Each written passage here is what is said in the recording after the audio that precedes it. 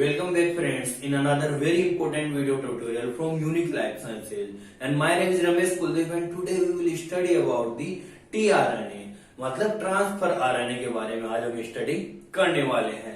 तो देखो last video lectures में हम mRNA के बारे में स्टडी कर ली, rRNA के बारे में स्टडी कर ली। अभी तक आपने वो वीडियो लेक्चर नहीं देखा तो आपको डिस्क्रिप्शन में उनके लिंक मिल जाएंगे। आरएनए और डीएनए के बारे में बहुत लिंक मिल जाएंगे, तो आप वो पहले देखिए फिर उनको समझ में। देखो ये तीनों प्रकार के आरएनए हैं। कौन कौन से आरएनए? mRNA, rRNA और tRNA। ये तीनों मिलकर एक ही कार्य करते हैं। क्या कार्य करते हैं? प्रोटीन सिंथेसिस का।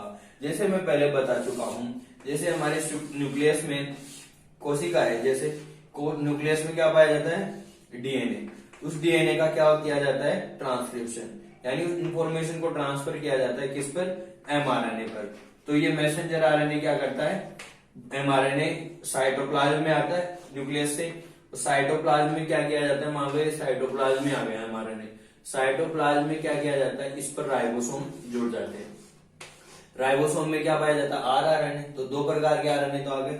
अब प्रोटीन का सिंथेसिस कैसे किया जाता है? इस पर जो इन्फॉर्मेशन कोड्स के रूप में रहती है, कोडोन को रीडिंग की जाती है और रीडिंग के साथ एमिनो एसिड जोड़े जाते हैं। जिस प्रकार का कोड होता है उसी प्रकार का एमिनो एसिड जोड़ा जाता है। तो एमिनो एसिड के बीच में क्या बनाए जाते हैं? बॉन्ड्स बनाए जाते हैं। आपको पता है प्रोटीन का निर्माण कैसे होता है?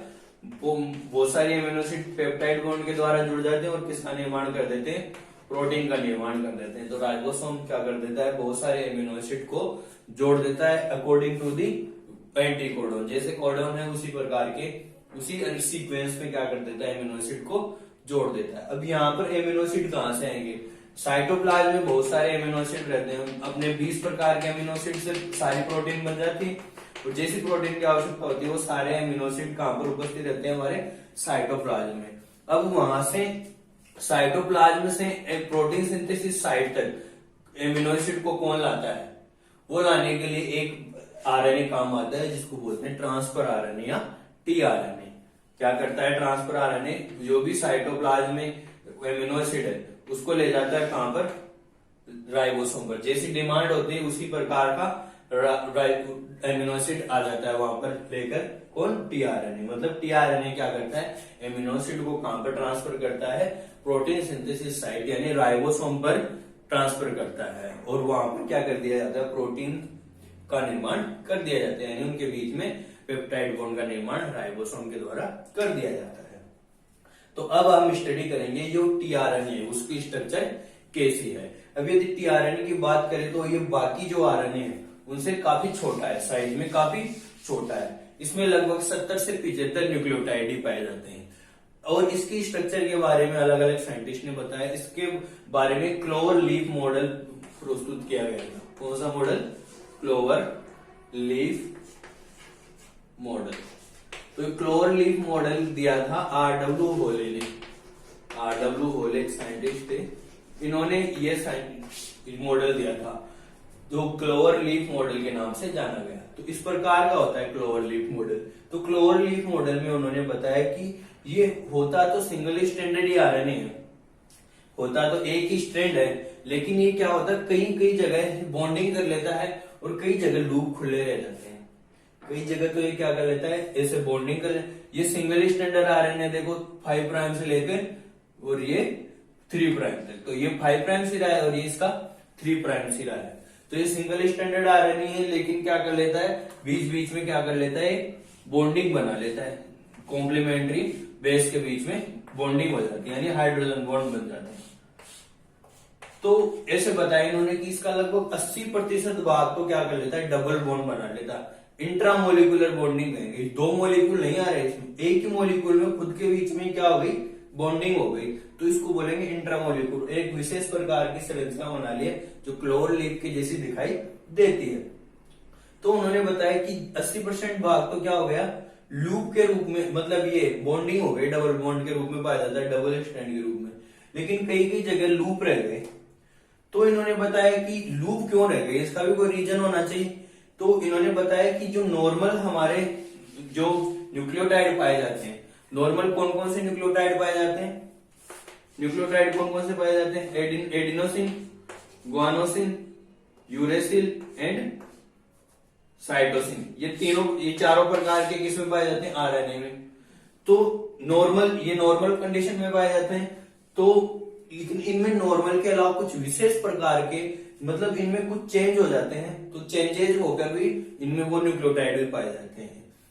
जैसे इसमें उसके एग्जांपल्स की बात करें कि कौन कौन से है चेंजेज, तो एक है 5 प्राइम राइबोसाइल, 5 प्राइम राइबोसाइल यूरेसिल।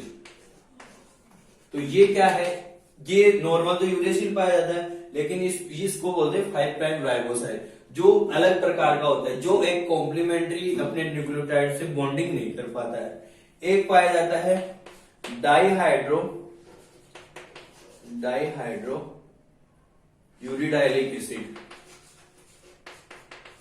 एक पाया जाता है डाईहाइड्रो यूरिडाइलिक एसिड, जो ये भी क्या होता है, जिसको हम DHU भी बोलते हैं शॉर्ट में, DHU।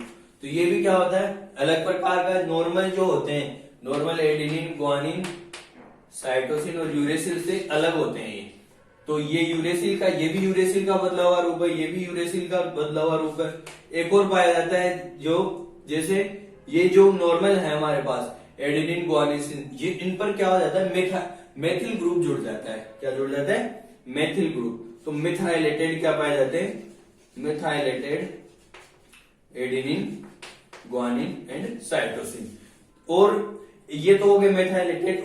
और एक और पाया जाता है सूडो यूरिडीन,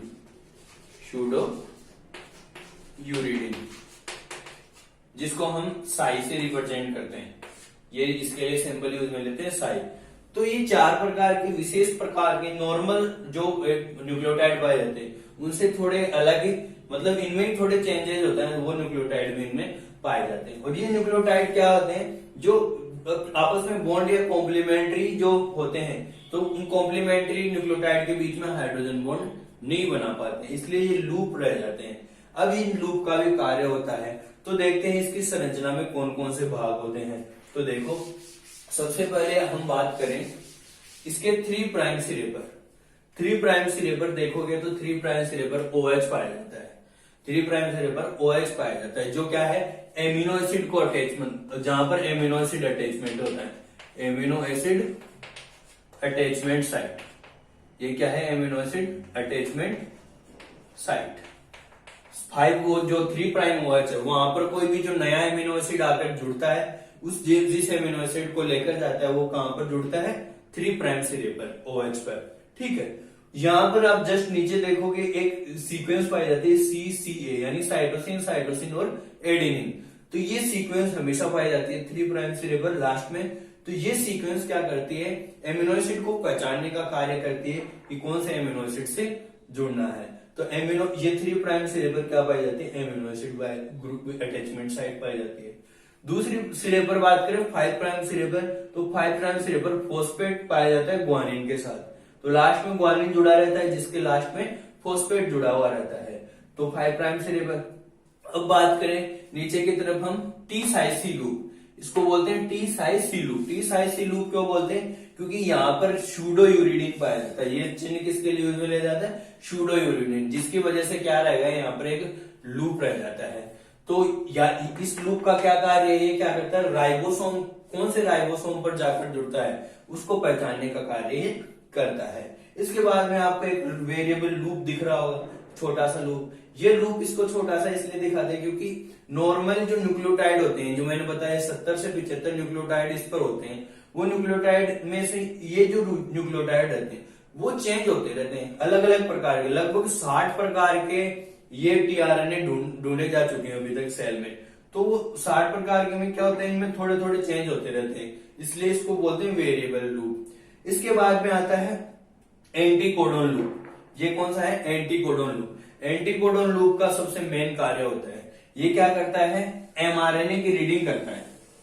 एमआरएनए है, उसकी रीडिंग करता है। तो एमआरएनए पर जो कोडोन पाया जाता है उसका बिल्कुल कॉम्प्लीमेंट्री, यानी उसका पूरा कोडोन किस पर पाया जाता है? एंटीकोडोन लूप पर पाया जाता है। समझ गए?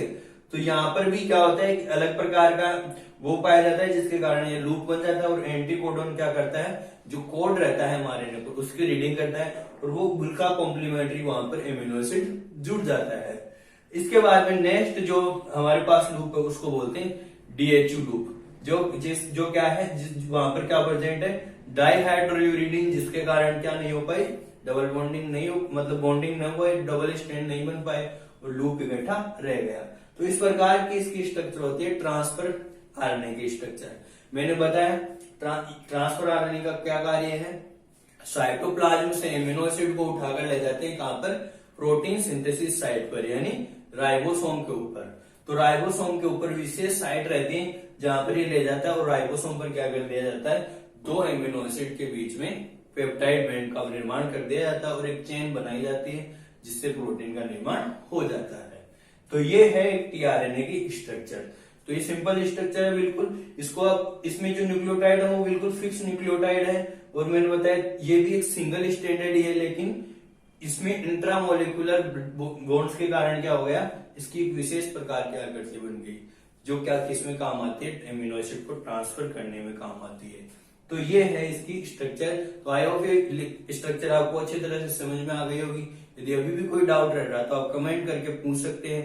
यदि आपको वीडियो अच्छा लगा तो वीडियो को लाइक कीजिए। यदि आप चैनल पर नए हैं तो चैनल को सब्सक्राइब कर लीजिए और अपने फ्रेंड्स के साथ ज्यादा से ज्यादा शेयर कीजिए। तो मिलते हैं इसी प्रकार के नेक्स्ट वीडियो लेक्चर में। तब तक के लिए धन्यवाद। जय हिंद, टेक केयर, बाय।